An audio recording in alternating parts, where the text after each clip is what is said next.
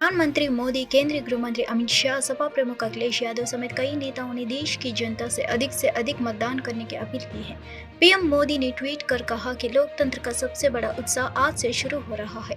लोकसभा चुनाव के पहले चरण के मतदान में 21 राज्यों और संघ शासित प्रदेशों की 102 सीटों के लिए वोट डाले जा रहे हैं। इन सभी सीटों के मतदाताओं से आग्रह है कि वे अपने मताधिकार का प्रयोग जरूर करें और वोटिंग का नया रिकॉर्ड बनाएं। पीएम मोदी ने कहा कि पहली बार वोट देने जा रहे अपने युवा साथियों से मेरी यह विशेष अपील है कि वे भारी संख्या में मतदान करें। लोकतंत्र में हर वोट कीमती है और हर आवाज का महत्व है। हर वोट मायने रखता है और हर आवाज मायने रखती है। वहीं गृह मंत्री अमित शाह ने कहा कि आज एक महत्वपूर्ण दिन है क्योंकि देश में पहले चरण का मतदान हो रहा है। इस चरण में मतदान करने वाले सभी मतदाताओं से मेरी अपील है कि भारी संख्या में मतदान करें क्योंकि आपका एक एक वोट एक सुरक्षित, विकसित और आत्मनिर्भर भारत बनाने की ताकत रखता है। आपका वोट न केवल किसी लोकसभा या उम्मीदवार के भाग्य का निर्धारण करने के लिए है, बल्कि भारत के उज्जवल भविष्य को आकार देने के लिए भी है। मेरी अपील है कि एक मजबूत और निर्णायक नेतृत्व चुने। वहीं केंद्रीय मंत्री नितिन गडकरी ने भी ज्यादा से ज्यादा वोट करने की अपील की है।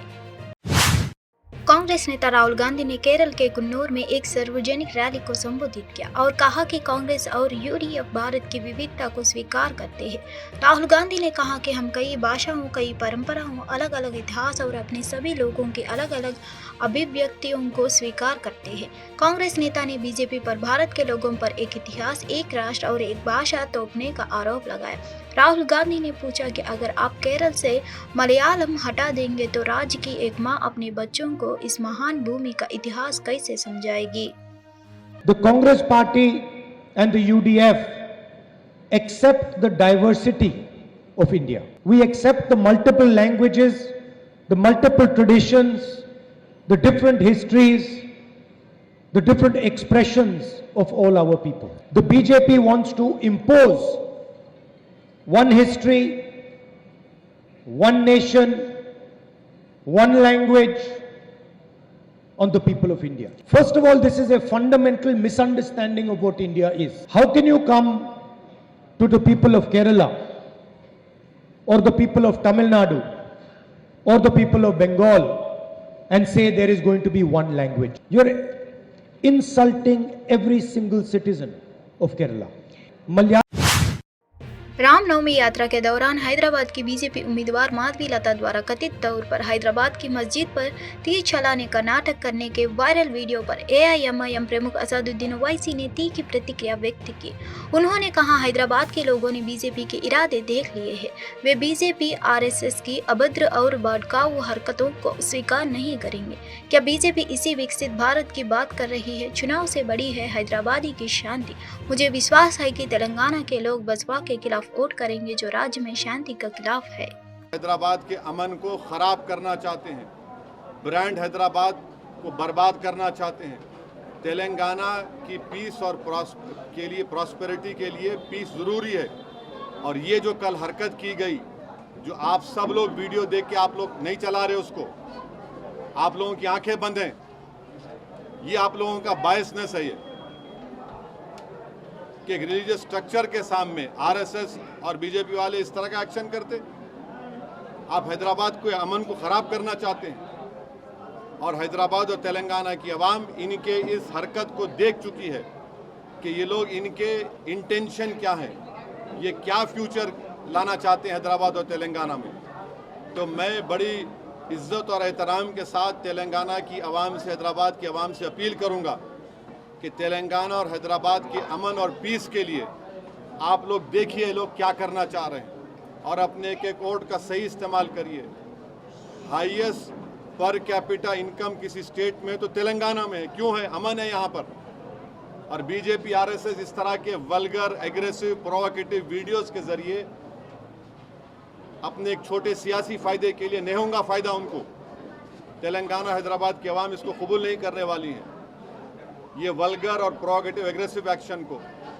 कल तक आप मेरे को गाली देते थे, अब तो ईडी द्वारा गिरफ्तारी पर आप विधायक अमानतुल्लाह खान का बचाव करते हुए आप सांसद संजय सिंह ने कहा कि खान को निराधार मामले में गिरफ्तार किया गया है।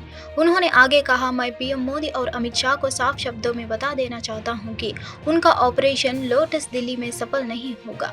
आपकी तानाशाही जल्द ही खत्म हो जाएगी। यह मामला 2016 से चल रहा है और सीबीआई ने आरोप पत्र दायर किया और अमानतुल्लाह खान को गिरफ्तार नहीं किया गया है। यहाँ तक कि कोर्ट ने ईडी से कहा कि उसके पास अमानतुल्लाह खान के खिलाफ कोई सबूत नहीं है, इसके बावजूद उन्हें गिरफ्तार किया जा रहा है। दिल्ली सरकार को खत्म करने और पार्टी को तोड़ने के लिए यह साजिश रची गई है। आम आदमी पार्टी अमानतुल्लाह खान और उनके परिवार के साथ खड़ी है। हमें अभी तक ईडी से कोई आधिकारिक जानकारी नहीं मिली है।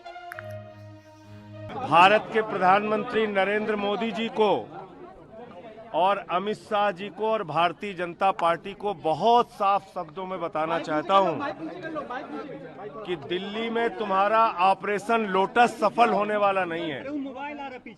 दिल्ली के अंदर जिस तरह से तुमने दमन की कार्रवाई चला रखी है, इसमें तुमको सफलता मिलने वाली नहीं है। आपकी तानाशाही का अंत होगा प्रधानमंत्री जी, आपकी तानाशाही का अंत होगा भाजपा वालों। ज्यादा समय नहीं है। आप बताइए, ये जो पूरा मामला है, ये मामला 2016 से चल रहा है और इस मामले में सीबीआई ने चार्जशीट दाखिल की और उस चार्जशीट में अमानतुल्लाह की गिरफ्तारी नहीं हुई। एसीबी के मामले में बेल हुई और उसके बाद इसमें ईडी कूद पड़ती है। ईडी को भी सुप्रीम कोर्ट ने हिदायत दिया कि आपके पास ओरल जो उन्होंने बात कही सुप्रीम कोर्ट ने कि भाई आपके पास सिर्फ 50 के बयान के अलावा, सेक्शन 50 के बयान के अलावा कोई सबूत नहीं है अमानतुल्लाह के खिलाफ। लेकिन बावजूद समाजवादी पार्टी प्रमुख अखिलेश यादव ने लोकसभा चुनाव के पहले चरण से पहले इंडिया ब्लॉक की जीत का भरोसा जताया। जब उनसे बीजेपी के 400 पार नारे के बारे में पूछा गया तो उन्होंने दावा किया कि यह बीजेपी के डर का संकेत है। उन्होंने कहा 400 पार जैसा नारा उन लोगों की चीज है जो नतीजों से डरते हैं। उन्होंने दिल्ली और झारखंड के सीएम को जेल भेज दिए हैं।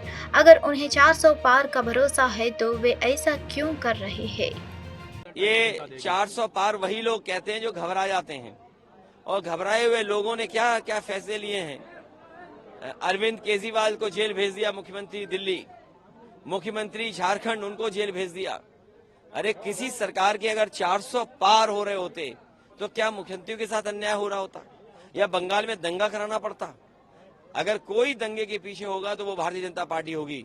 हम लोगों ने उत्तर प्रदेश में बड़े करीब से देखा है, जहां कहीं भी दंगे हुए वहां भारतीय जनता पार्टी के लोग शामिल रहे और दंगे से लोकसभा चुनाव 2024 से पहले उत्तर प्रदेश के मुख्यमंत्री योगी आदित्यनाथ ने गौतम बुद्ध नगर निर्वाचन क्षेत्र में विपक्ष पर तीखा हमला बोला। अपने भाषण में उन्होंने एनडीए सरकार की कल्याणकारी योजनाओं का जिक्र किया और इंडिया ब्लॉक को वंशवादी करार दिया। उन्होंने कहा, पिछले 4 साल से 80 करोड़ गरीबों को मुफ्त राशन मिल रहा है।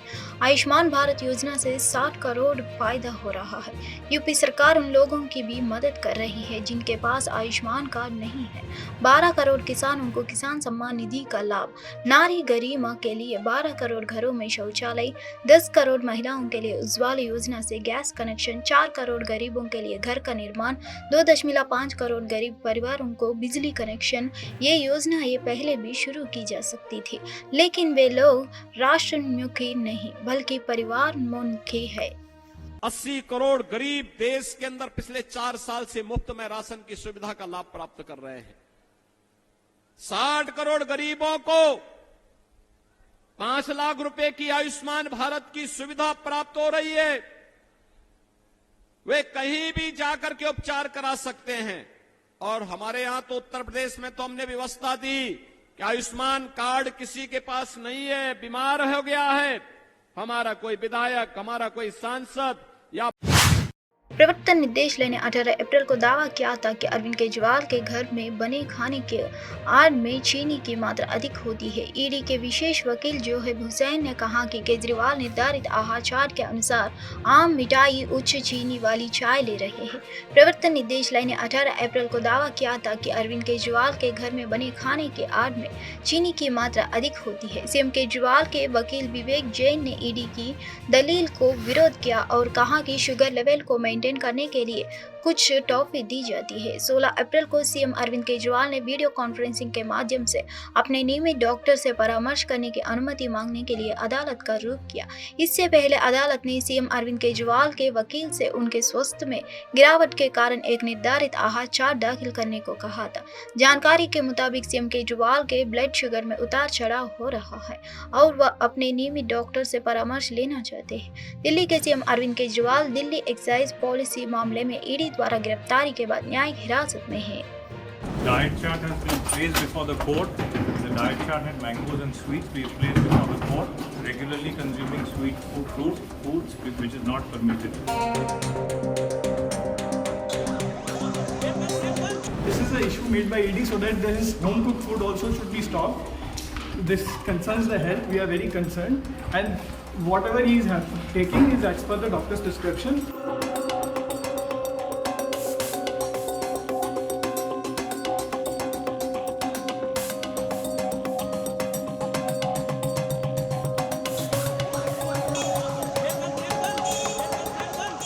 Diet chart has been placed before the court. The diet chart had mangoes and sweets. We placed before the court. Regularly consuming sweet foods which is not permitted for any diabetes patients. I don't want to make any further comments. Matter is pending before the court. Sir, ये है पश्चिम Asia में सैन्य टकराव की आशंका लगातार बढ़ती जा रही है। सीरिया में ईरान के दूतावास पर संदिग्ध इजरायली एयर स्ट्राइक के बाद हालात और भी खराब हो गई है। ईरान ने पिछले दिनों दर्जनों ड्रोन और मिसाइल के साथ इजराइल पर हमला कर दिया था। अब इजराइल द्वारा ईरान पर मिसाइल अटैक करने की खबरें सामने आ रही हैं। कुछ मीडिया रिपोर्ट में कहा जा रहा है कि इजराइल मिसाइल ने ईरान के परमाणु संयंत्रों को निशाना बनाया है। उधर इजरायली हमले की मीडिया रिपोर्ट सामने आने के बाद ईरान ने पश्चिमी हिस्सों में अपने एयर स्पेस को आवाजाही के लिए बंद कर दिया है। मीडिया रिपोर्ट के अनुसार इजराइल ने ईरान पर मिसाइल से हमला किया है। एबीसी न्यूज के रिपोर्ट में अमेरिका अधिकारी के हवाले से यह दावा किया गया है। बताया जा रहा है कि इजरायली मिसाइल ने ईरान के परमाणु संयंत्रों को निशाना बनाकर दागी गई है। इजराइल डिफेंस फोर्स ने बताया कि उत्तरी इजराइल के अरब अल अरामशों में इमरजेंसी सायरन बजाया गया है। आमतौर पर इसके जरिए आम लोगों और स्थानीय प्रशासन को सतर्क किया जाता है। बता दें कि इजराइल के सहयोगी देशों ने ईरान के ड्रोन और मिसाइल हमले के बाद तेल अवीव से संयम बरतने की अपील की थी।